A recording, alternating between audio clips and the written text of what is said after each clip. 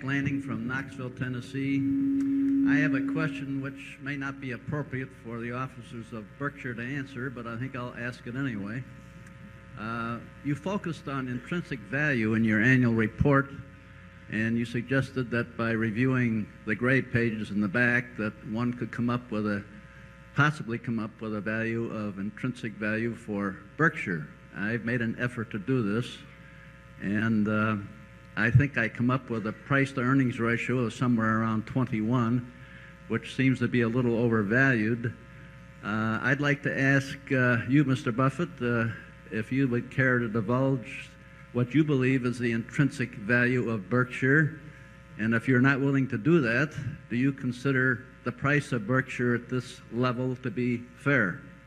Yeah, every year I get asked that in one form or another, and I always say that I don't want to spoil the fun for those of you who are working out the intrinsic value for yourself. You have all the numbers that we have that are key to it, and I would say that that there are some important factors besides PE. I mentioned earlier that I thought that the page where we describe float, for example, is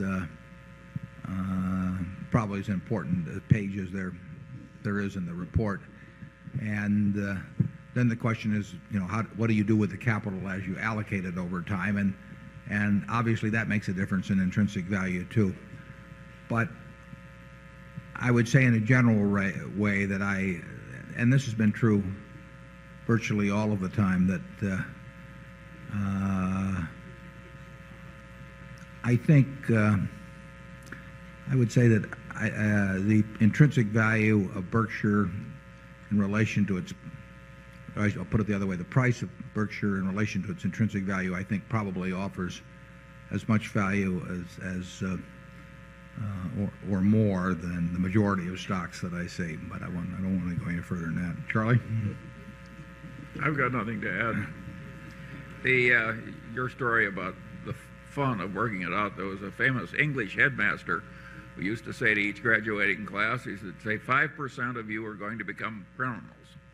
And I know just who you are, but I'm not going to tell you because I don't want to deprive your lives of a sense of excitement.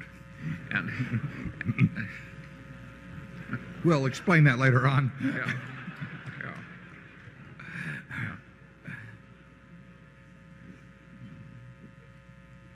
There's a lot more to there's more to intrinsic value, as we've discussed earlier, than just adding up what you think you can sell the pieces for at any given time, because it is a prospective figure. It is future cash discounted back to the present, and capital allocation is a good part of that. What you expect the float to do, for example, over time, would lead to a large swing in possible numbers relative to value. I mean, if when we had bought National Indemnity in 1967, when it had whatever it had, 15 or 20 million in float, we didn't see it then, but if we could have foreseen the eventual development of float over time, it might have turned out that the intrinsic value of National Indemnity was many multiples of what most people might have thought at the time, or probably what we thought at the time. Zone 1. 记得点赞关注哦。